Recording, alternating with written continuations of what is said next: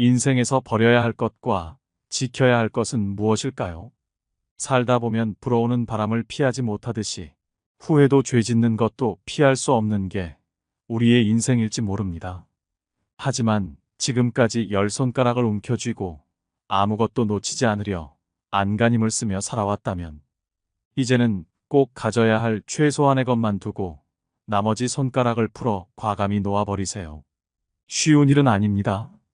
그것을 얻기 위해 청춘을 바쳤고 가족이 원할 때 곁에 있지 못했으며 개인의 삶과 안락도 포기했는데 어찌 쉽게 놓을 수 있을까요?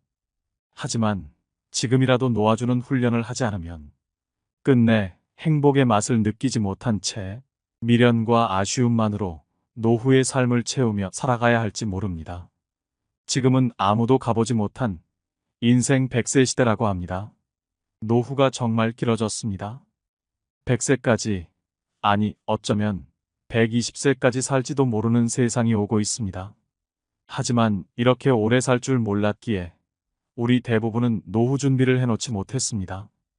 노후는 인생의 마지막 불꽃을 피울 수 있는 시기입니다. 노후를 어떻게 보내느냐에 따라 인생 전체가 행복한 삶으로 결정될 수도 불행한 삶으로 결정될 수도 있습니다. 중년 노년이라면 당신의 노후는 당신의 부모와는 다릅니다. 우리는 우리의 부모님과는 다른 노후를 살아갈 수밖에 없습니다. 자녀에게 부양을 기대할 수도 없을 뿐더러 돈이 있다고 행복한 노후가 보장되는 것도 아닙니다. 수명은 늘고 퇴직은 빨라진 지금 몸과 마음이 함께 건강한 사람으로 행복한 노후를 영위할 수 있는 방법은 무엇일까요? 늙어가는 것은 바꿀 수 없지만 불행을 뿌리칠 수 있는 관점과 태도만은 자력으로 바꿀 수 있습니다. 그것이 노년에 가장 필요한 지혜입니다.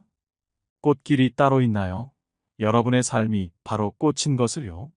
인생이 무료하고 무언가를 시작하기가 두려워진 중년 노년이라면 이 영상을 꼭 시청해 주시기 바랍니다. 오늘은 한 부자 노인의 유언을 통해 죽음의 문턱에서 갖는 후회들 그리고 고마움들에 대한 이야기를 해보겠습니다. 부자 노인은 과연 인생에서 지켜야 할 것과 버려야 할 것을 현명하게 알아봤을까요? 더불어 법륜스님의 노후를 지혜롭게 보내는 방법에 대한 말씀도 배워보겠습니다. 영상을 끝까지 시청해 주시고 주변의 소중한 분들에게도 공유하시면 더 많은 분들이 해안을 얻으실 수 있을 것입니다. 구독자 여러분 모두 황혼기를 황금기로 만드실 수 있는 시간이 되시길 소망합니다. 나의 편지를 읽게 될 소중한 지인들에게 바쁜 하루를 보내고 있다는 것을 압니다. 하지만 아무리 바빠도 밥은 꼭 챙겨 드세요. 여기까지 와보니 알겠습니다. 비싼 돈으로 산 핸드폰의 70%의 성능은 사용하지도 않았고 내 값비싼 차의 70%의 성능은 필요 없는 것이었고 호화로운 우리 집도 70%의 공간은 비어있는 것이나 마찬가지였으며 옷과 일용품들 70% 또한 지극히 필요가 없는 것이었습니다. 살아보니 인생은 경기장과 같더군요. 전반전은 학력, 지위, 권력 그리고 돈을 갖기 위해 애써 살아왔고 그런 것들이 높고 많으면 이기는 것인 줄 알았습니다. 하지만 후반전은 달랐습니다. 전반전의 승리를 위해 청춘을 바쳤던 하나밖에 없는 몸은 혈압, 당뇨, 혈당, 요산을 낮추기에 후반전은 급급했답니다. 전반전은 나보다 높은 감독의 명령을 따라야 했고 후반전은 나의 명주를 잡고 있는 의사의 명령을 따라야 했습니다. 이제야 알겠더군요. 전반전에서 높이 쌓았던 모든 것들이 잘못하면 후반전에서 누릴 수가 없다는 걸 말입니다. 하물며 경기도 중간에 쉬는 시간이 있거늘 나도 쉬어가며 갔어야 했던 것을 전반전에서 앞만 보고 정신없이 살았던 날들 이제는 씁쓸한 추억으로 남았습니다.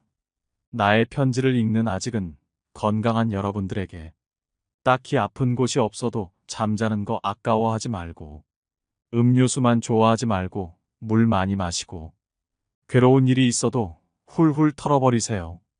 양보하고 베푸는 삶도 나쁘지 않으니 그리 한번 살아보시구려. 돈과 권력이 있어도 교만하지 말고, 부유하지 못해도 사소한 것에 만족하며, 필요하지 않아도 휴식할 줄을 알며, 아무리 바빠도 움직이고 좀 걷고 또 운동하세요.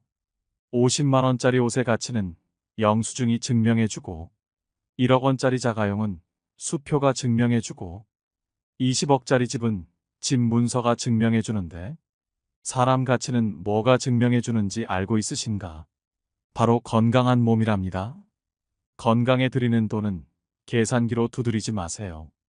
건강할 때 있는 돈은 자산이라고 부르지만, 아파서 병원에 누워 있으면 그때 가지고 있는 돈은 그저 유산일 뿐이라네. 세상에 당신을 위해 차를 몰아줄 기사는 얼마든지 있고, 당신을 위해 돈을 벌어줄 사람도 얼마든지 있습니다. 하지만 당신 몸을 대신해 아파줄 사람은 결코 없답니다. 물건을 잃어버리면 다시 찾거나 사면 그만이지만, 영원히 되찾을 수 없는 것은 하나뿐인 생명이라오. 내가 여기까지 와보니 돈이 무슨 소용이 있는가? 내가 죽으면 나의 호화로운 별장은 내가 아닌 누군가가 살게 되겠죠? 내가 죽으면 나의 고급차 열쇠는 누군가의 손에 넘어가게 되겠죠? 많은 재물의 욕심은 나를 그저 탐욕스러운 늙은이로 만들어버렸다네. 내가 한때 자랑으로 알고 쌓았던 많은 것들인 돈, 권력, 지위가 이제는 그저 짐에 불과할 뿐. 그러니 전반전에 살고 있는 사람들아, 너무 애타게 살지들 마시고, 후반전에서 살고 있는 사람들아, 아직 경기는 끝나지 않았으니 행복한 말년을 위해 지금부터라도 자신을 사랑하시라. 전반전에서 빛나는 승리를 거두었던 나는 후반전의 병마를 이기지 못하고 병원 특실에 이렇게 누워 죽을 날만 기다리고 있다. 아무리 시설이 좋은 특실이면 뭐해? 허름한 농촌 경로당보다 못하단 걸 알려주고 싶습니다. 그래도 이 편지를 지인들에게 전할 수 있음에 따뜻한 기쁨을 느낀답니다. 바쁘게 세상 살아가는 그대들, 자신을 사랑하며 살아가기를.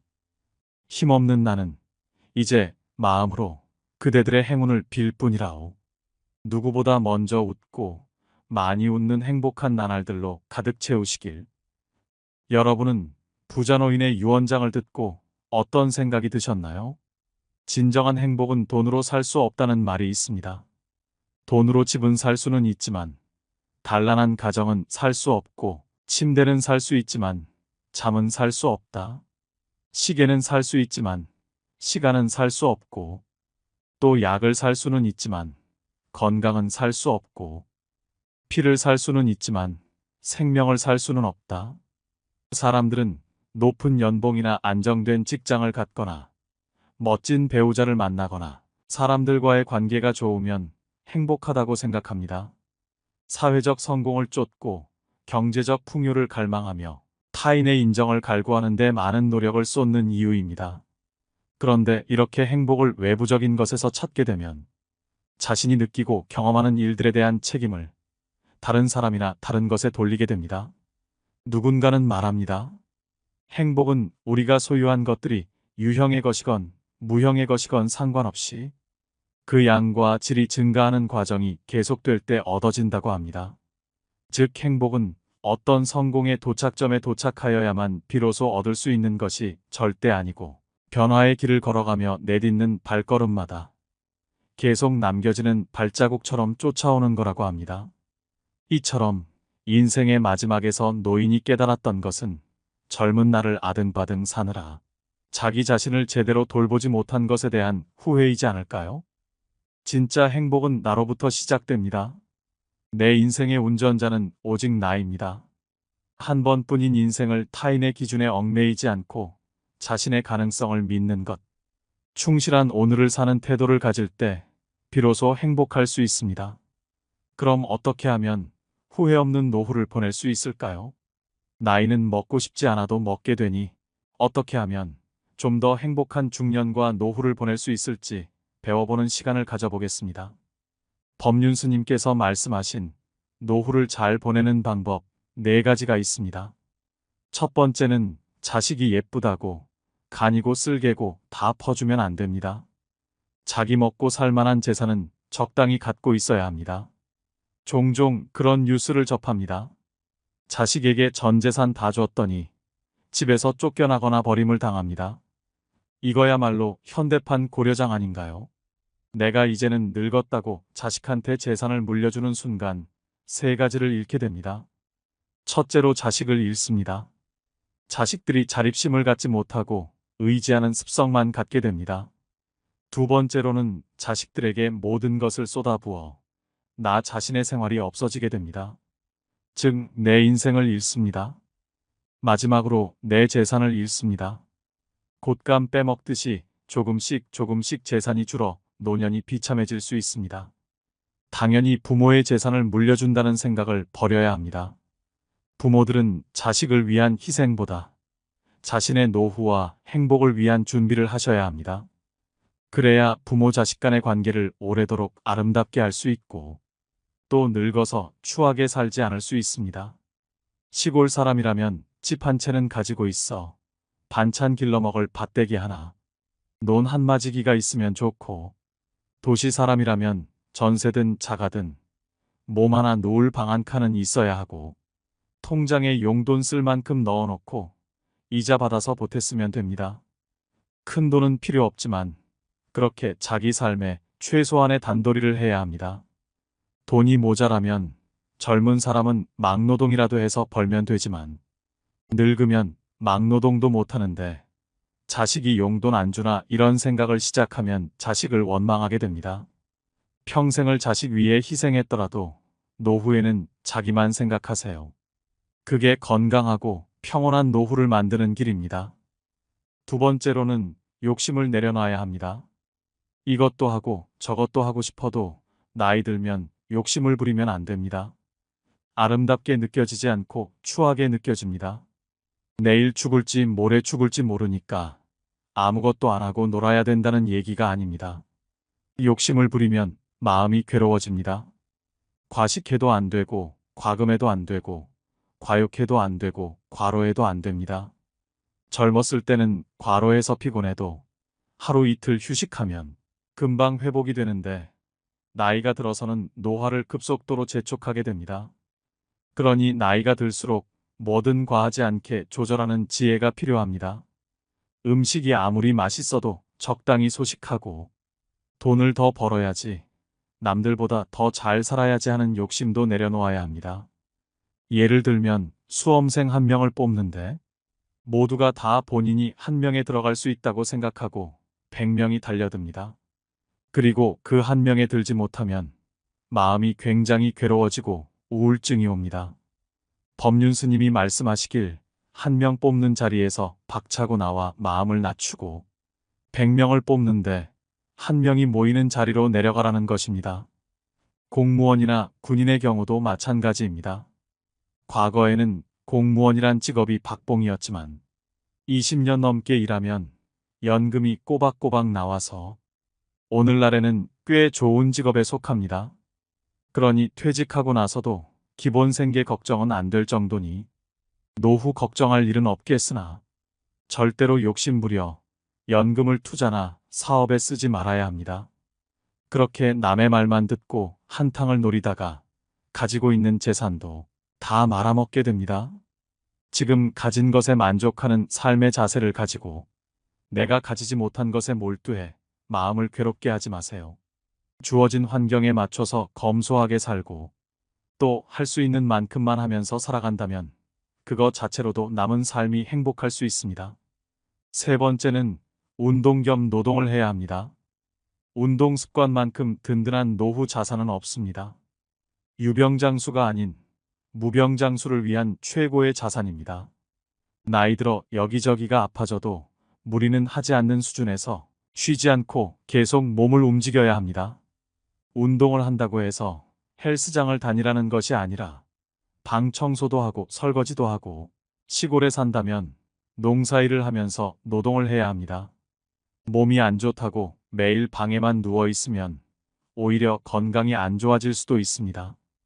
꼭 돈을 벌기 위해 할 필요도 없고 소일거리 삼아 일을 해야 합니다. 가장 훌륭한 노후 준비는 평생 현역이라는 말이 있습니다. 퇴직 후에도 계속 일자리를 가지는 것입니다. 소득이 얼마냐는 크게 중요하지 않습니다. 일하는 즐거움으로 생활에 활력이 생기고 고립감도 해소됩니다. 또 소일거리라도 갖는다는 것은 노후에도 자기의 존재 가치를 확인한다는 의미입니다.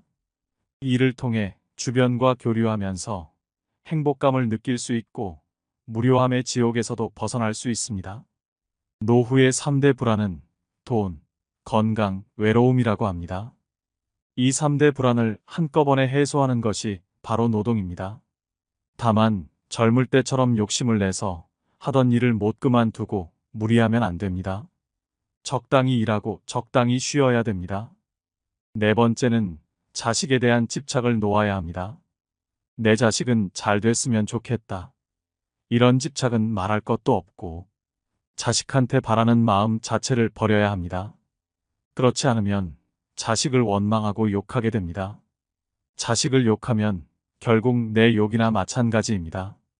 누가 낳았나 하면 할 말이 없고 누가 키웠나 해도 할 말이 없으니 제 얼굴에 침 뱉기인 것입니다. 그러니 자식에게는 바라는 게 없어야 합니다. 가끔 그런 질문을 받습니다. 자식에 대한 집착을 내려놓아야겠다는 생각은 드는데 자꾸 자식에 대해서 신경을 쓰게 됩니다. 성인이 된 자식에게 일으키는 마음은 모두 집착인가요? 그게 집착인지 물을 필요도 없이 당연히 집착입니다. 마치 남의 물건을 훔치는 것을 도둑질이라고 할 수 있을까요? 하고 묻는 것과 같습니다.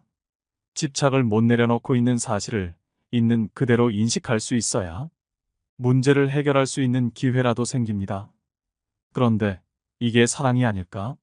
이렇게 생각하니까 해결이 안 되는 겁니다. 또 때가 되면 자식을 독립시켜야 됩니다. 성인이 된 자식을 독립시키지 못하는 이유는 부모가 토끼나 다람쥐보다 못하기 때문입니다. 토끼나 다람쥐는 새끼를 키울 때는 어미의 목숨을 걸고 키웁니다. 그런데 사람은 자기 생각에 빠져서 목숨을 걸기는커녕 오히려 자기 인생이 더 중요하다고 아이를 남에게 맡기는 사람도 있습니다. 다람쥐는 새끼 때는 목숨을 걸고 새끼를 보호하다 성체가 되면 새끼에 대한 집착을 끊고 각자 알아서 살도록 합니다. 새끼가 죽어도 관여를 안 합니다. 그런데 사람은 자식이 다 큰 뒤에도 계속 집착을 합니다. 그러니 사람이 다람쥐보다 못해서 그렇다고 할 수밖에 없습니다. 우선 내가 집착하고 있구나 하고 자각을 해야 합니다. 내가 남편보다는 자식을 더 많이 집착하고 있구나 하고 내 상태를 있는 그대로 알아차려야 합니다. 남편은 남의 뱃속에서 낳은 사람이고 자식은 내 뱃속으로 낳아서 어렸을 때부터 내가 키웠기 때문에 집착의 강도가 더욱 강할 수밖에 없습니다. 내가 남편한테 잘한다고 해서 반드시 결과가 좋게 돌아오는 것은 아니지만 그래도 일부분은 돌아올 가능성이 있습니다. 하지만 자식한테는 아무리 잘해도 10%도 돌아올 확률이 안 됩니다. 그런데도 여러분은 집착 때문에 바보 같은 짓을 합니다. 어떻게 하든 괜찮습니다. 남도 돕는데 자식을 돕는 것이 왜 나쁘겠나요? 그러나 자식을 도울 때는 대부분 집착을 하거나 기대를 하기 때문에 반드시 고통이 따릅니다. 그래서 남편 혹은 아내에 대한 배신감보다 자식에 대한 배신감이 더 큽니다. 집착의 강도만큼 고뇌가 생기기 때문입니다. 부처님은 괴로움은 집착 때문에 생긴다고 말씀하셨습니다. 괴로우면 집착을 내려놓으면 되는 것이고 괴롭고 싶으면 집착하면 됩니다. 그러니 자식이 어릴 때는 정성껏 돌보고 성인이 된 후에는 각자의 길을 존중하는 방식으로 지내야 부모도 자식도 평화롭습니다. 자식이 용돈이라도 주면 액수에 관계없이 얼마를 주든 고마워해야 합니다. 또 자주 안 찾아와도 고마운 것이라 늙은 부모한테 손 빌리지 않고 달라는 것도 없어서 그 또한 고마운 것입니다. 바라는 마음이 없으면 자식을 효자로 만들 수 있고 바라는 마음이 불효자를 만듭니다. 여기에 하나를 더 얘기하자면 자식에게든 젊은 사람에게든 이래라 저래라 잔소리를 하지 말아야 합니다.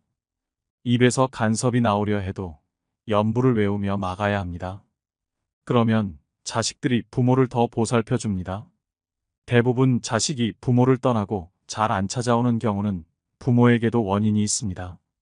간섭이 많고 잔소리도 많았던 경우가 많습니다. 이것이 부모의 특징이기도 하지만 노인의 특징이기도 합니다. 아무리 자식이라도 자식의 인생에 지나치게 간섭하지 말고 시비분별하지 말라는 것입니다. 사람이 늙으면 늙는 대로 보기가 참 좋습니다. 나이가 좀 들어야 삶의 참맛이 있습니다. 봄에 피는 꽃도 예쁘지만 가을에는 단풍잎이 빨갛게 물들고 은행나뭇잎이 노랗게 물드는 것처럼 잘 물들면 봄꽃보다 더 예쁘고 아름다운 것이 단풍입니다. 늙어서 초라해지느냐 원숙해지느냐는 몸뚱이가 아니라 내 마음이 결정합니다. 입에서 나오는 한마디가 내가 살아온 인생의 많은 경험에서 우러나오기 때문에 젊은 애들이 조잘되며 영양가 없이 하는 말보다 들을만하고 스님도 똑같은 법문을 해도 20, 30대에는 별로 설득력이 없었으나 이제는 영감이 다 돼서 얘기하니 구수하게 들립니다. 나뭇잎이 떨어졌는데도 주워가는 건 단풍밖에 없습니다. 꽃이 아무리 예쁘다 해도 이미 진 꽃은 아무도 안 주워갑니다. 오직 잘 물든 단풍잎만 주워가니 이것이 의미하는 바가 있습니다. 여러분들도 잘 물들면 자식한테 버림받을 일 없습니다. 그러니 아름답게 늙기 위해서는 꼭 불교 신자가 아니더라도 수행을 하고 마음 공부를 해서 인생의 마무리를 아름답게 해야 합니다. 다섯째는 늙어가는 것이 당연하다 생각해야 됩니다. 인생 100세 시대라고 하니 50대, 60대면 앞으로 30년, 40년은 충분히 살아갈 것이고 까딱하면 지금까지 살아온 날들보다 더 많이 살아야 할 수도 있습니다. 오래 살 거라고 생각하니 경제적인 문제며 건강적인 문제가 걱정되는 것은 당연합니다. 그런데 이런 것들을 너무 걱정하고 살면 사는 자체가 근심이고 힘들 수밖에 없습니다. 나이가 들면 몸이 아픈 게 당연하다고 생각하세요. 다리가 아픈 게 정상이고 눈이 침침해지는 게 정상이고 소리도 잘 안 들리기 시작하는 게 정상입니다. 이렇게 생각하면 안 그런 부분이 행복으로 다가오기 시작합니다. 이 나이에 다리가 안 아프니 얼마나 행복한가요? 눈이 잘 보이니 얼마나 고마워요. 귀가 멀쩡히 들리는 게 얼마나 감사한 일이에요. 이렇게 받아들여야 합니다. 나이 들어서 남의 도움 받지 않고 혼자서 건강하게 살 수 있다면 그게 큰 행복입니다. 숨 넘어갈 때까지 내 손으로 밥 해 먹고 집안 청소도 스스로 하고 혼자서 산책도 다니고 하는 게 행복이라는 사실을 아셔야 합니다. 법륜 스님의 지혜의 말씀 어떠셨나요? 조기 은퇴를 하고 싶은 40대, 아직 노후가 구체적이지 않은 50대, 그리고 삶의 의욕이 줄어든 60대 그 이상까지 인생이 권태로워지고 무언가를 시작하기가 두려워진 중년 노년이라면 법륜 스님의 말씀대로 실천해 보시기 바랍니다. 인생은 길고 삶은 계속됩니다. 작은 것부터 실천하여 인생의 활력과 당당함 그리고 풍요로움이 따르길 소망합니다. 오늘의 지혜가 여러분의 지친 일상에 마음의 위로가 되길 바랍니다. 오늘도 노후의 지혜와 함께 해주셔서 감사드립니다. 황금빛으로 무르익어가는 여러분의 지혜로운 인생을 언제나 응원합니다. 구독과 좋아요는 큰 힘이 됩니다. 사람들은 말합니다. 나이가 들수록 친구는 적어지고 새로운 사람을 사귀기는 더 힘들어진다고 합니다. 누구나 이런 생각을 한 번쯤은 해본 적이 있을 것입니다. 오래된 친구들은 하나둘씩 멀어지고 새로운 친구들은 웬만해서는 사귀기가 힘이 들어 자연스레 만나는 친구 숫자가 줄어듭니다. 그리고 꾸준히 연락하고 만남을 이어가는 몇몇의 친구들을 보면 대부분은 거의 유년 시절 친구들입니다. 한창 때의 그 넓은 인맥은 파도에 쓸려간 모래성처럼 온데간데 없어지고 소수의 오래된 친구들하고만 연락을 주고받고 있으니 내 인간관계가 잘못되어 가고 있는 것은 아닌지 심리적으로 위축되기도 합니다. 하지만 나이가 들수록 친구들과 점점 멀어지는 것은 자연스러운 현상입니다. 사는 지역이 달라, 생활 환경이 달라, 관심사도 달라져. 게다가 시간적 여유도 없습니다. 누구는 결혼을 했지, 누구는 여전히 독신이지, 또 누구는 아이가 있고, 누구는 딩크족이고, 하는 일도 다르다 보니 점점 생각하는 것도 달라지고, 그러다 보니 만나는 사람도 자연스레 변하기 마련입니다. 공통적인 현상이니 이 점에 대해 전혀 걱정하거나 슬퍼하지 마세요. 당신만의 문제가 아닙니다. 요즘은 복잡한 세상 속에서 혼자가 훨씬 편하고 행복하다고 생각하는 것도 현실입니다. 그렇다면 나이가 들수록 친구가 사라지는 세 가지 이유, 바로 시작하겠습니다. 첫째는 서로의 환경이 너무 달라집니다. 나이 들면서 서로의 사는 모습이 너무도 달라집니다. 회사 다니는 친구, 개인 사업하는 친구, 그리고 구조조정으로 일자리를 잃은 친구, 탄탄대로 성공가도를 달리는 친구, 좀 뒤처지는 친구, 40대를 넘어서면서부터 자식이 있는 친구, 자식이 없는 친구, 또 자식 때문에 이런저런 골치가 아픈 친구, 결혼한 친구, 아직 미혼인 친구, 벌써 한번 갔다 온 친구, 서울 강남에 사는 친구, 지방에 사는 친구까지 너무나도 다양합니다. 어렸을 때는 학교에만 가면 늘 함께한 것이 친구였고, 한 동네 한 골목에서 고무줄 놀이를 하거나 공을 차기도 했습니다. 하지만 세월이 흐른 만큼 사는 환경도 너무 달라졌습니다. 조건 없이 만나서 웃고 떠들던 사이들은 한때의 추억으로 자리 잡았습니다. 대화의 주제도 관심사항도 머물러 있어야 할 공간과 그에 따른 시간도 제각각 자신의 삶에서 기준을 삼게 됩니다. 어릴 땐 살짝 불쾌해도 친구니까 장난이니까, 화내면 내가 이상한 사람이 될 것 같아 무심코 넘겼던 말들이 이제는 참아지지 않고 반감이 생깁니다. 돈 내고 형편없는 음식점에서 불평불만을 하기보단 그냥 재방문을 다신 안 하는 것처럼, 무례한 친구는 다시 연락하지 않아 버리면 그만이라고 생각합니다. 어느덧 환경이 비슷한 사람들을 만나다 보니 시간 내어 맞춰야 하는 친구들의 약속은 차일피일 핑계로 미루게 됩니다. 언제 밥 한번 먹자는 약속은 새해 목표를 세우고 지키지 않듯 반복적인 행위가 되어버립니다. 친구들과의 생활 패턴도 너무나도 달라졌습니다. 나를 한번 잡아 만나는 것조차 큰일이 되어버렸습니다. 거기다 경제적 차이도 꽤 벌어지는 경우도 있습니다. 자신도 모르게 시기 질투를 하기도 받기도 되면서 마음이 멀어지게 됩니다. 이제 친구들의 공통 관심사는 줄어들고 나의 문제도 너의 문제도 아닌 어정쩡한 경우가 많이 있습니다. 그러다 보니 자연스럽게 멀어지게 됩니다. 하지만 이것은 자연스러운 인생의 이치이니 내 잘못도 아니고 친구 잘못도 아닙니다. 정말 소중한 친구들은 언제 만나도 늘 즐겁지만 나와 맞지 않는 친구와 맞춰가는 건 힘들다는 걸 이제는 알아버렸습니다. 나의 시간과 돈을 들여 그 친구를 계속 만나는 게 나에겐 더 이상 즐거운 일이 아닙니다. 그렇게 인생 살면서 겪게 되는 고비마다 옆에 있던 친구들이 재정비가 됩니다. 하지만 이런 자연스러운 재정비 과정을 받아들이지 못하고 만나도 재미도 없고 상처 주는 말에 마음이 다치기도 하고 시간이 아깝다는 생각을 하면서도 그냥 오래된 친구니까 끊지 못하는 사람들이 있습니다.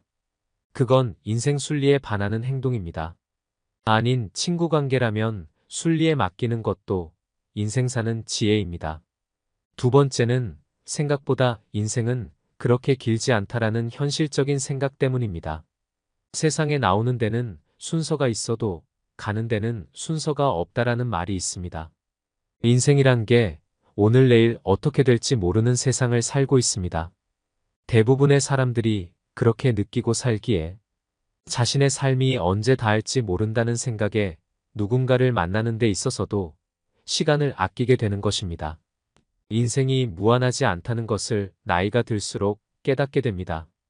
그래서 새로운 사람을 만나 서로 친해지기까지 드는 많은 시간을 할애하는 것이 부담스럽고 젊은 시절 때처럼 인맥을 넓히고 유지하는데 쏟아부어야 하는 시간과 비용을 들이는 것을 꺼리게 됩니다.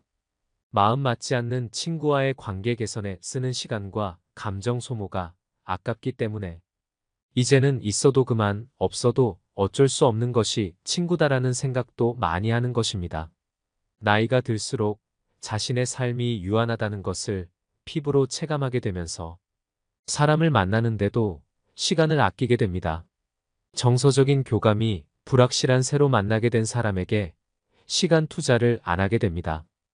인생의 중반기가 넘어가고 나서 자신의 확고한 세계관이 정리된 이후에 만난 친구가 자기와 더 잘 맞고 그래서 더 소중해질 수 있는 것이기 때문입니다. 진짜 친구라는 것은 소꿉친구냐, 사회친구냐가 아니라 지금 현재 나의 옆에서 나와 함께 하고 있는 그 친구가 진짜 친구인 것입니다. 가는 사람 잡지 말고 오는 사람 막지 마라라는 말이 있습니다. 본인과 맞지 않아서 보낸 예전의 친구는 이제 그만 잊으세요. 친구 수와는 전혀 상관없이 지금 현재 나의 옆에 있는 연락하고 지내는 친구에게 만족하고 그들과 삶을 즐겁게 살아가세요. 이렇게 친구들이 하나둘씩 줄어드는 이 와중에도 꼭 지켜야 하는 친구들도 있습니다. 남은 인생 동안 우리 곁에 소중하게 머물게 해야 할 진짜 친구들은 어떤 친구들일까요? 새로운 것을 배우는 것에 열심인 친구, 다른 사람의 마음에 공감해주고 조용히 들어주는 친구, 한결같이 상대방을 존중해주는 친구, 상대의 말을 끝까지 경청하고 소통할 줄 아는 친구, 남의 험담을 하지 않고 칭찬을 잘하는 친구, 충고나 가르치려 들지 않고 선을 잘 지키는 친구, 겉과 속이 다르지 않고 일관성이 있는 친구, 적당히 절제할 줄 아는 친구, 자식 자랑하지 않는 친구. 여러분들도 몇몇 친구가 떠오르지 않나요? 바로 그 친구들이 우리의 남은 인생 동안 끝까지 함께 가야 할 귀한 사람들입니다. 반면 매번 시간 약속을 안 지키는 개념 없는 친구, 자신의 힘든 점을 반복적으로 얘기하는 친구, 만나면 자기 자랑만 늘어놓는 친구들은 오히려 안 만나는 편이 나의 정신건강을 지킬 수 있습니다. 만날 때마다 감정 쓰레기통이 된 듯한 생각을 불러 일으키는 친구 때문에 자신의 인생을 피곤하게 맞춰주며 살기보다는 나의 인생과 정신적 안정감을 더 중요하게 생각해야 됩니다. 좋은 사람들만 만나기에도 바쁠 만큼 쏜살같이 지나가는 인생입니다. 솔직히 1년에 한 번씩 보고 통화하는 20년 지기 친구보다 일주일마다 한 번씩 만나는 친구가 훨씬 더 가까운 친구 아닌가요? 진짜 친구라는 기준의 틀을 정해놓지 마세요. 그러는 순간 남아있는 다른 친구들에 대한 비중을 적게 두게 되어 그 소중한 사람들의 의미까지 없다고 느낄 수 있습니다. 오늘부터는 오래된 친구가 더 소중하다라는 편견을 버려보세요. 앞으로 더 살아갈수록 또 다른 만남이 있고 헤어짐이 있고 그 중에서 내가 다시 마음을 활짝 열 수 있는 누군가를 만나게 될 일입니다. 누가 나한테 호감을 표현하고 있다면 너무 의심하거나 밀쳐내지 마시고 그 만남에 겁내지 마세요. 내가 마음을 열지 않고 있으면 절대 보이지 않습니다. 그저 지금 옆에서 자리를 지키고 있는 현재의 친구와 행복한 시간을 보내시고 또 잊지 말아야 할 점은 나에게 가장 소중한 친구는 바로 나 자신이다라는 걸 잊지 마시고 언제나 나 스스로를 사랑해 주세요. 세 번째는 친구보다 더 중요한 것들이 많아지기 때문입니다. 나이가 들어감에 따라 친구보다 더 중요한 것들이 많아지면서 나와 굳이 맞지 않는 사람과는 자연스럽게 멀어지게 됩니다. 그리고 그것은 잘못된 것이 아닌 지극히 자연스러운 현상입니다. 요즘같이 살기 힘든 세상일수록 나의 미래, 즉 노후의 삶에서 가장 중요한 부분은 친구가 아니라 바로 내가 차지하는 부분이 훨씬 커지게 되었기 때문입니다. 내가 어떻게 해야 더 잘 살 수 있을까라는 노후의 삶에 대한 고민이 많아지다 보니 상대적으로 친구는 뒤로 밀리게 되는 것입니다. 세상사 모두 만남이 있으면 헤어짐이 있고 모든 인간관계를 전부 세상 끝까지 끌고 갈 수는 없는 노릇입니다. 그 점에 대해 불안해하거나 초조해하거나 불편해하실 필요 전혀 없습니다. 나이가 들면서 너나 할 거 없이 모두가 똑같이 겪는 일에 불과합니다.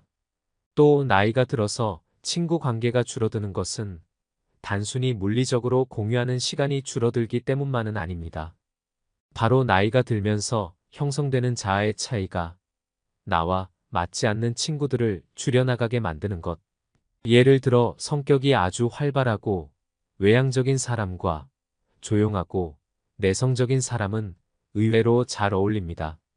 각자 성향이 다르기 때문에 서로가 가지고 있지 못한 부분을 채워주면서 같은 성향으로 인한 트러블이 발생하지 않기 때문입니다.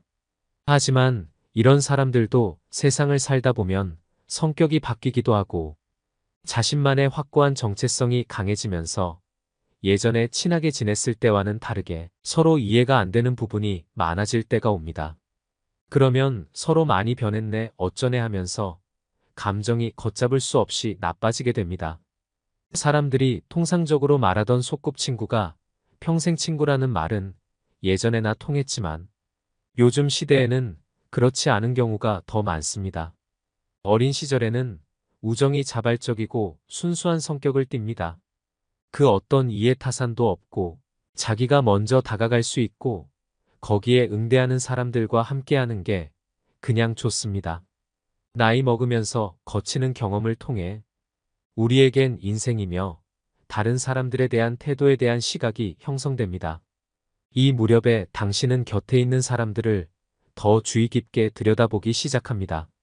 실없이 흥청대는 만남은 한 달에 몇 번 가까운 술집에 둘러앉는 것으로 바뀌며 오랫동안 알고 지낸 사람이 자기 인생살이에 관해 한없이 늘어놓을 때 우리의 머릿속에선 늘 같은 생각이 맴돕니다. 우린 이제 갈 길이 서로 다르군. 그 시점은 대개 대학을 졸업하고 사회인이 되는 시기와 일치하는 것 같습니다. 사회적 위치가 달라지고 각자의 관심사, 목표, 가치관이 생겨나는 시기. 그 전까지는 모두가 학생이었습니다. 성적의 차이는 있을지언정 똑같이 공부하고 똑같이 돈이 부족했습니다.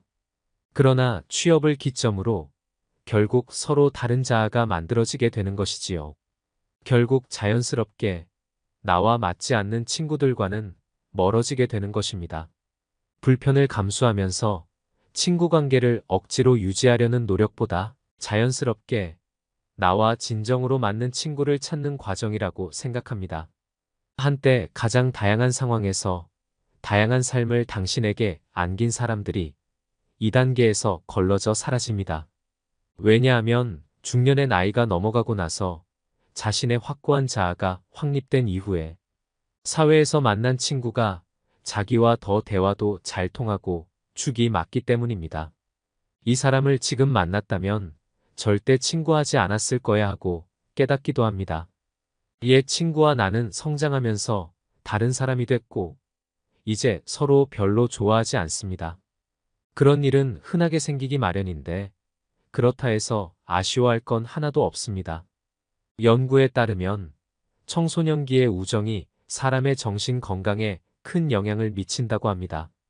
만약 여러분에게 친근하고 감성적인 관계가 있었다면 그런 우정 덕분에 당신은 불안이나 우울증을 겪지 않을 수 있었으며 자존감이 높아진 것입니다. 인생에 그렇게 많은 친구는 필요 없습니다. 정말 평생을 함께할 친구 한 명만 있어도 성공한 인생이라고 합니다. 평생을 함께할 인연이 있고 잠깐 스쳐 지나가는 인연도 있습니다. 내가 최선을 다해 붙잡아야 할 인연이 있고 그냥 스쳐 지나가도록 놔둬야 할 인연도 있습니다. 엇나간 인연은 그냥 흘러가도록 두고 새로운 인연을 또 감사히 붙잡으면 됩니다. 누가 누구에게 잘못했고의 문제가 아니고 서로를 존중하지 않는다는 문제도 아닙니다. 그냥 자신과 맞지 않는 사람일 뿐인 것입니다. 그게 내가 나를 챙기는 법이고 내가 스트레스에서 나를 구해주는 일입니다. 맞지 않은 친구와 인연을 유지하는 대신 옆에 있는 소중한 사람에게 더 잘하는 게 어떨까요? 현재 친구들과의 관계를 잘 유지하는 방법 중 가장 중요한 것은 지금 당장은 바쁘고 조금은 귀찮더라도 먼저 안부를 묻는 연락을 하는 것입니다. 늘 상대방에게 연락이 오기만을 기다리지 말고 오늘은 친구에게 먼저 연락해서 안부를 묻는 따뜻한 마음을 베풀어 보는 것은 어떨까요? 오늘도 노후의 지혜와 함께 해주셔서 감사드립니다. 황금빛으로 무르익어가는 여러분의 지혜로운 인생을 언제나 응원합니다. 나이 60이 넘으니 문상 가는 일이 부쩍 많아졌습니다. 조문관 자리에서 동년배의 지인들과 술 한잔 기울이다 보면 내가 벌써 중년을 넘어 노년이 되었다는 사실을 다시금 깨닫게 됩니다. 이순이란 나이는 귀가 순해져 사사로운 감정에 얽매이지 않고 모든 말을 객관적으로 듣고 이해할 수 있는 시기라고도 하는데, 이순을 다하고 돌아가시는 어른들을 보며 우리들이 나누는 이야기들엔 얼마나 깊은 삶의 의미들이 담겨 있을까 궁금해집니다. 뼈 빠지게 노력하며 열심히 살았다 푸념들 하지만 무엇을 위해, 누구를 위해 이토록 열심히 살았다는 것인지, 가족을 위해 살았다지만 정말 그게 전부인지, 지금껏 앞만 보고 달려온 인생, 누구도 그 의미를 알아주지 않는다고 생각하니 끝없는 공허함과 소외감이 몰려오곤 합니다. 누구나 60여 년을 살다 보면 뒤를 돌아보게 됩니다. 100세 시대를 맞이한 요즘 60세는 인생의 약 절반에 불과한 나이가 되었습니다. 60세가 되어 인생의 반환점을 맞이한 사람들은 새로운 인생이 막을 꿈꾸기도 하지만 어떻게 살아야 할지 막막해지는 경우도 많습니다. 또 나름대로 최선을 다해 살아왔다고 해도 이른을 앞둔 대부분의 사람들은 분명 후회되는 일들이 생깁니다. 미래에 희망이 없어 보인다 해도 포기하지 말고 지금부터 할 수 있는 일들을 꾸준히 실천해야 합니다. 오늘은 60대의 99%가 후회하는 4가지에 대해 이야기를 나눠보겠습니다. 이 모든 것을 경험한 인생 선배들은 어떤 후회를 했을까요? 그럼 바로 시작하겠습니다. 첫 번째는 돈을 감정적으로 소비하지 말고 더 많이 저축해야 됩니다. 대다수의 은퇴 후 가장 큰 고민은 경제적인 어려움입니다. 고정 수입은 줄어들지만 자녀 지원비, 병원비 등 각종 지출은 늘어가는 탓에 노후의 생활고에 시달릴 수 있습니다. 노후에 빈곤해지면 자존감이 무너집니다. 우리나라는 과시문화가 있습니다. 남들이 타는 좋은 차, 좋은 집과 비교하게 되고 자신의 형편을 이웃 친인척들과도 비교하게 됩니다.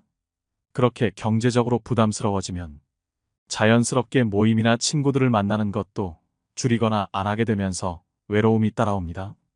돈 없는 부모는 자식도 멀리하는 경우가 많습니다. 그러면 또 허무감이 생깁니다. 결국 이러려고 평생 자식들 힘들게 뒷바라지하며 살았나 하는 생각과 그동안 열심히 살아왔던 삶이 통째로 부정당하는 것 같은 기분의 우울증까지 생깁니다. 외로움과 허무감, 우울증으로 무기력해지면 몸도 마음도 아픕니다.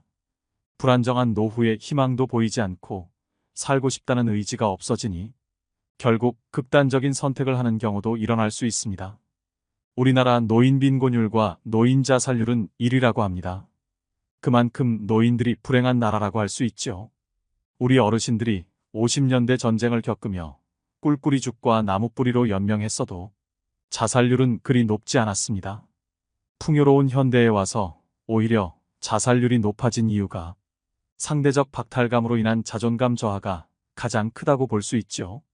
요즘 흔히 얘기하는 욜로족이라는 말이 있습니다. 젊은 나이에 노후 대비를 전혀 하지 않고 기분대로 펑펑 돈을 쓰는 분들이 많습니다. 욜로처럼 쓰다 골로 간다는 말이 있습니다. 이처럼 저축을 하지 않으면 은퇴 이후 큰 고난을 겪게 될 수 있습니다. 젊어서 노후 준비를 해놓지 않으면 비참한 노후를 맞이하게 되는 것은 시간 문제입니다. 반면 한평생 열심히 일해서 노후 준비가 되었는데 결혼 비용이다, 사업 자금이다 뭐다 하며 늙은 부모에게 손을 벌리는 자식들이 있습니다. 그럼 또 자식들이 안쓰러워 다 해주고 싶은 마음에 무리해서라도 도움을 주게 됩니다. 자식에게 전 재산 다 주었더니 집에서 쫓겨나거나 버림을 당하는 뉴스도 종종 접하게 됩니다.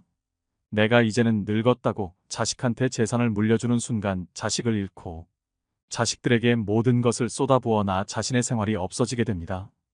즉, 내 인생도 잃습니다. 곶감 빼먹듯이 조금씩 조금씩 재산이 줄어 노년이 비참해질 수 있습니다. 당연히 부모의 재산을 자식에게 물려준다는 생각을 버려야 합니다. 부모들은 자식을 위한 희생보다 자신의 노후와 행복을 위한 준비를 하셔야 합니다. 자식들은 본인 가정 꾸리고 나면 절대 부모의 인생을 책임져 주지 않습니다. 기대도 하지 말아야 합니다. 돈을 벌 수 있을 때 버는 것도 중요하지만 돈을 관리하는 것은 더 중요합니다. 많이 벌어도 한순간에 사라질 수 있는 게 바로 돈입니다. 가장 훌륭한 노후 준비는 평생 현역이라는 말이 있습니다. 몸이 무리되지 않는 선에서 퇴직 후에도 계속 일자리를 가지는 것입니다. 소득이 얼마냐는 크게 중요하지 않습니다. 일하는 즐거움으로 생활에 활력이 생기고 고립감도 해소됩니다. 또 소일거리라도 갖는다는 것은 노후에도 자기의 존재 가치를 확인한다는 의미입니다. 이처럼 노후 준비를 안정적으로 해서 자신을 우선적으로 돌볼 줄 알아야 나중에 힘든 상황을 만들지 않을 수 있습니다. 경제력이 뒷받침되어야 안정적이고 행복한 노후를 지낼 수 있다는 것을 부정하시는 분들은 아마 없을 것입니다. 특히나 평생 동안 쓰는 병원비의 50%는 노후의 10년에 집중된다고 합니다. 여태 모아놓은 돈을 자식에게 퍼주거나 젊을 때 저축하지 않아서 아파도 병원에 가지 못하는 최악의 상황은 생기지 않아야 합니다. 이런 상황을 만들지 않으려면 우리는 우리의 돈을 잘 지켜야 합니다.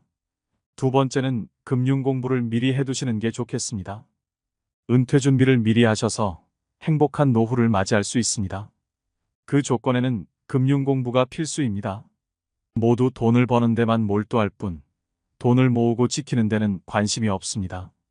또 한국인에게 인생을 살아가는데 중요한 금융 교육은 매우 결여되어 있는 게 현실입니다. 즉, 우리나라는 열심히 살아도 가난을 면하기 어려운 나라임에는 틀림없습니다. 무척 억울하지 않나요? 저는 억울할 것 같습니다. 분명히 자신의 삶을 돌아보면 일만 한 것 같은데 그 결과가 노후 빈곤이라니요? 그런데 우리가 노후 빈곤 문제를 논하면서 놓치고 있는 중요한 것이 하나 있는데 국민들이 대체로 지독한 금융 문맹이라는 점입니다. 문자 문맹은 생활이 불편한 일이지만 금융 문맹은 생존이 달린 문제입니다.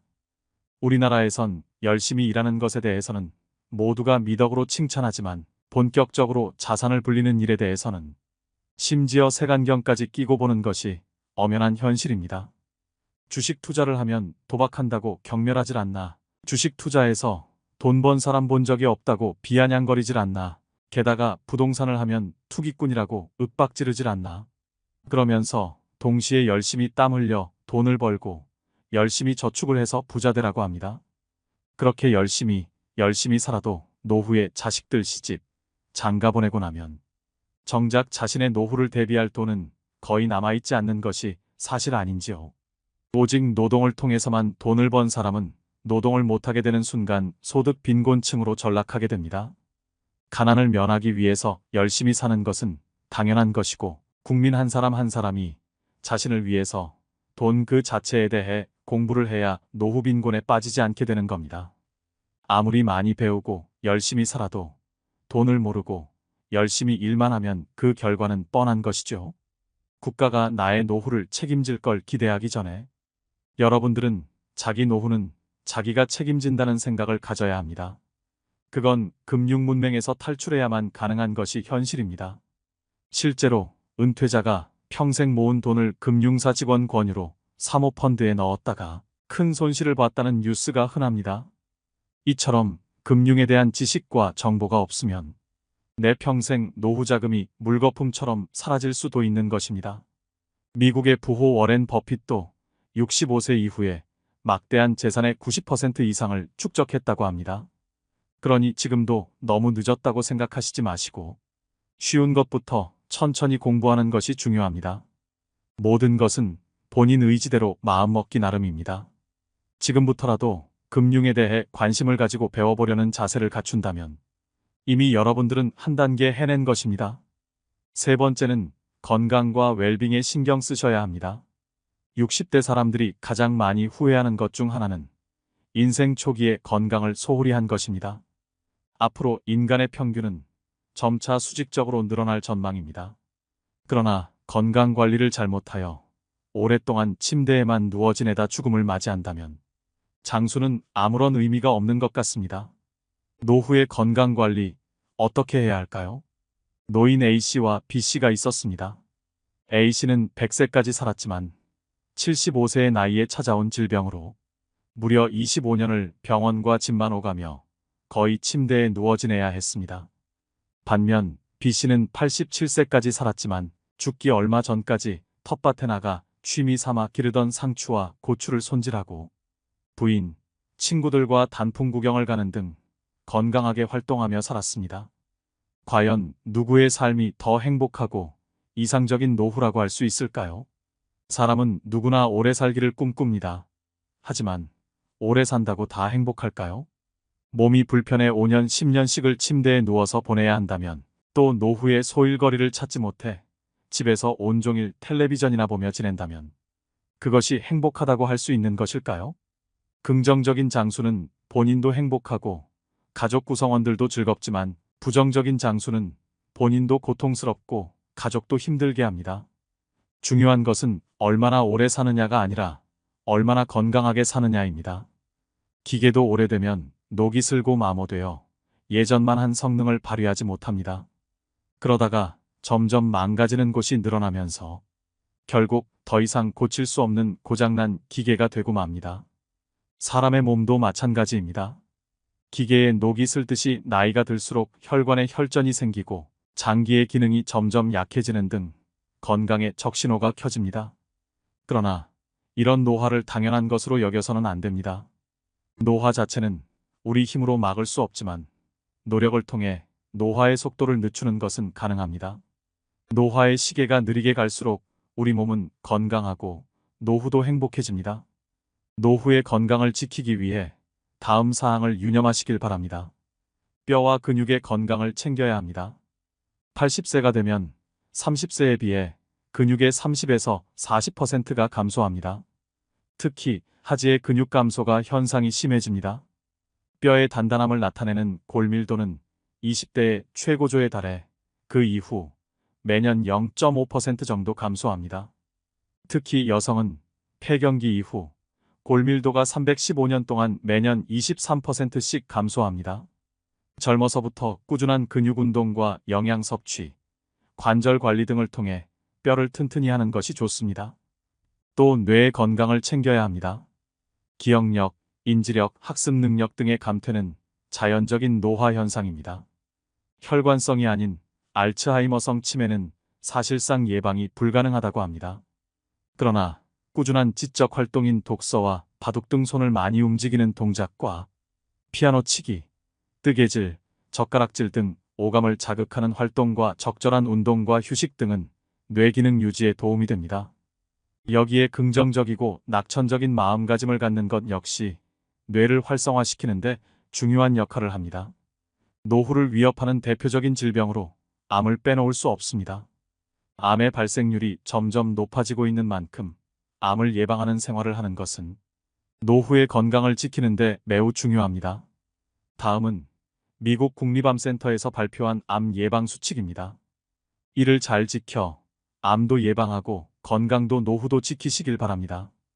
균형 잡힌 영양을 섭취해야 합니다. 균형 잡힌 식단을 유지하는 것은 전반적인 건강과 웰빙에 있어 중요합니다. 균형 잡힌 식단은 몸이 제대로 작동하는 데 필요한 모든 영양소를 포함하며 에너지를 제공하고 일상 활동을 수월하게 수행할 수 있는 능력을 제공합니다. 다양한 영양소를 섭취하되 식사량을 적절하게 조절하여 과식을 피하도록 해야 됩니다. 나이가 들수록 소화기관이 약해지기 때문에 체중을 적절하게 관리하는 것도 매우 중요합니다. 이러한 식사 계획은 체중 감소와 건강한 노후 생활을 위한 좋은 시작점이 될 것입니다. 담배를 피우지 말아야 합니다. 흡연은 모든 암의 주요 원인입니다. 흡연한 사람은 그렇지 않은 사람에 비해 폐암의 발병률은 20배, 후두암은 10배, 구강암은 4배, 식도암은 3배가 높습니다. 순한 담배라고 덜 해로운 것이 아니며 담배를 피우면 스트레스가 풀어지고 살이 빠진다는 근거는 없습니다. 백해 무익한 담배 반드시 금연해야 됩니다. 음식을 짜지 않게 먹고 탄 음식을 먹지 않아야 합니다. 짠 음식은 위 점막을 손상시키고 위염을 유발하여 위암의 발생률을 증가시킵니다. 짠 국물은 적게 먹는 것이 좋으며 간장, 된장 등 추가로 먹는 양념도 줄이는 것이 좋습니다. 나트륨의 배출을 위해 칼륨이 많은 채소와 과일을 많이 드시는 것이 좋습니다. 탄 음식에는 유전자 변형을 일으키는 발암물질이 있으므로 숯불이나 바비큐 형태로의 조리는 줄여야 합니다. 주 5회 이상, 하루 30분 이상, 땀이 날 정도로 걷거나 운동하는 걸 추천드립니다. 규칙적으로 개인의 연령과 건강 상태에 맞게 운동하는 것이 좋습니다. 본인에게 느껴지는 중증도의 강도가 가장 좋으며 출퇴근 시 한두 정거장 미리 내려 걷거나 엘리베이터 대신 계단을 이용하는 등 생활 속에서 작은 움직임으로 운동을 시작해 보세요. 또 암 조기 검진 지침에 따라 검진을 빠짐없이 받으셔야 합니다. 암은 조기에 발견하여 치료하면 90% 이상의 완치가 가능한 질병이므로 국가 암 검진 권고안과 사업에 따라 건강할 때 미리 정기적인 암 검진을 받는 것이 좋습니다. 국가 암 검진 사업은 암을 조기에 발견해서 암 치료율을 높이고 암으로 인한 부담과 사망을 감소시키기 위해 국가에서 제공하는 사업입니다. 자기 관리에 우선순위를 두고 규칙적인 운동을 하고 영양가 있는 식단을 유지하고 예방적 건강 관리를 통해 활력과 장수를 증진하세요. 건강에 우선순위를 두면 나이가 들어도 만족스럽고 활동적인 라이프 스타일을 즐길 수 있는 확률이 높아집니다. 네 번째는 평생 할 수 있는 나만의 취미를 만들어야 합니다. 다양한 취미 활동을 즐기는 것은 젊은 세대의 전유물이 아닙니다. 나이 들어도 취미 활동을 꾸준히 유지하는 것이 중요합니다. 취미라고 하면 거창하다고 생각해서 지레 겁부터 드시고 도전조차 안 하시는 분들이 많습니다. 등산과 가벼운 산책, 음악 감상, 독서 등과 같이 돈이 필요하지 않은 취미들도 많습니다. 숲길 해변 맨발 걷기 같은 취미도 자연에 가까워지면서 힐링할 수 있는 길입니다. 소박하게 핀 꽃 한 송이, 파란 하늘 그리고 살랑거리는 바람에도 행복한 감정을 느끼며 이름 모를 들풀 하나에도 의미를 부여하며 나 자신의 삶에도 의미를 부여할 수 있습니다. 한 연구에 따르면 60세 이상 사람들 중 취미가 있는 사람은 우울증 증상이 적고 행복감, 건강하다는 느낌, 삶의 만족도가 높다고 합니다. 말년의 삶의 만족도는 취미 활동과 가장 밀접하게 연관되어 있었는데요. 취미는 자신이 마음과 몸을 조절할 수 있다는 느낌, 삶의 목적 찾기, 일상의 문제를 해결할 수 있다는 느낌 등 삶의 만족도에 많은 기여를 합니다. 또 다양한 취미 활동은 치매 예방에도 매우 도움이 됩니다. 치매에 좋은 활동은 두뇌 회전을 많이 시킬 수 있는 놀이나 독서입니다. 건전한 수준의 게임, 바둑, 카드놀이와 같은 종합적인 인지 능력을 요구하는 놀이가 도움이 됩니다. 신문, 책을 읽거나 글을 쓰는 것도 효과적인 예방법입니다. 글쓰기는 전두엽과 두정엽을 활성화시켜주는 취미로 노년에 하기 적합합니다. 글을 쓴다는 것은 생각을 정리해 써내려가는 것이기 때문에 생각을 하며 글을 쓰는 일은 손을 계속해서 움직이는 취미인 만큼 뇌의 근육 발달에 도움을 줄 수 있습니다. 글쓰기와 더불어 책을 자주 읽는 것 또한 집중력을 훈련하는 취미로서 책을 읽고 감명 깊었던 부분이나 느낀 점을 노트에 적어보는 방법도 좋을 것 같습니다. 그림 그리기도 좋습니다. 정밀한 손의 움직임이 필요한 색칠 공부는 손과 두뇌의 상호작용이 일어나는 활동으로 뇌 발달에 도움을 줄 수 있을 뿐만 아니라 즐거움과 성취감 또한 함께 느낄 수 있습니다. 색을 선택하고 칠하는 과정이 측두엽의 활성화, 전두엽, 두정엽, 소뇌세포 활성화와 뇌 혈액 속의 산소 농도를 증가시켜줌과 동시에 인지기능 저하를 예방하고 소근육의 강화를 도와준다고 합니다. 노후에는 아무래도 시간이 많아지게 되다 보니 자연히 쓸데없는 생각이 많아지게 됩니다. 머릿속에 잡생각이 많아지다 보면 생각의 늪에 빠져 자기 스스로를 더 바닥까지 내려가게 할 수 있습니다. 그러다 보면 어느새 우울감이 따라올 수도 있습니다. 특히 혼자 사시는 노인분들에게 이러한 상황은 더 악영향을 미칠 수 있기 때문에 그림을 그리는 시간 동안 온전히 집중하게 되어 잡념을 떨칠 수 있게 되어 우울한 생각에서 벗어나는 것에 큰 도움이 됩니다. 그림 그리기는 준비물도 크게 필요 없어 아주 쉽게 접근할 수 있는 취미 중 하나입니다. 이미 치매 예방을 위한 컬러링북들이 시중에 다양하게 판매되고 있을 만큼 그림 공부는 치매 예방에 효과적인 취미라고 볼 수 있습니다. 당장 어떤 취미를 해야 되는지 잘 모르시겠다면 접근성이 쉬운 그림 그리기부터 도전해 보시는 건 어떨까요? 또 다른 취미 활동으로 추천드리는 것은 뜨개질이나 자수놓기입니다. 건국대병원 치매클리닉 한설의 교수는 늦었다고 생각할 때가 가장 빠른 것. 뇌를 자극하는 두뇌 훈련을 당장 오늘부터라도 시작하라. 라고 강조합니다. 특히 뇌는 단순한 것을 실증내므로 똑같은 패턴의 고스톱보다는 뇌가 적정한 수준의 자극을 받을 정도의 그림 그리기 그리고 뜨개질, 일기 쓰기, 외국어 배우기를 추천한다고 합니다. 취미 생활이 건강에도 도움이 된다고 하니 치매 예방을 위해 지금부터 손과 머리를 자주 사용해 보시길 꼭 권해드립니다. 오늘의 영상 어떠셨나요?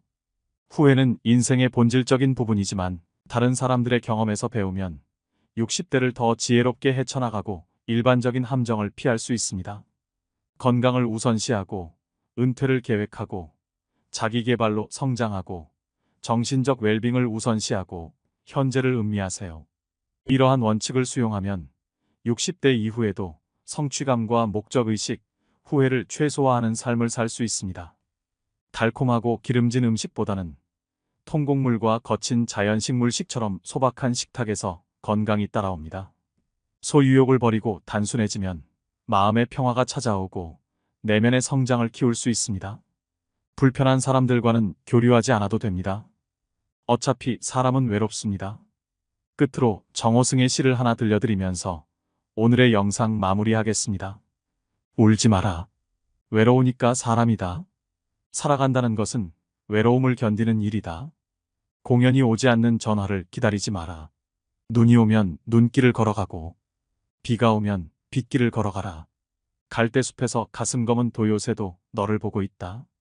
가끔은 하느님도 괴로워서 눈물을 흘리신다. 새들이 나뭇가지에 앉아있는 것도 외로움 때문이고 내가 물가에 앉아있는 것도 외로움 때문이다. 산 그림자도 외로워서 하루에 한 번씩 마을로 내려온다. 종소리도 외로워서 울려 퍼진다. 오늘도 노후의 지혜와 함께 해주셔서 감사드립니다. 황금빛으로 무르익어가는 여러분의 지혜로운 인생을 언제나 응원합니다.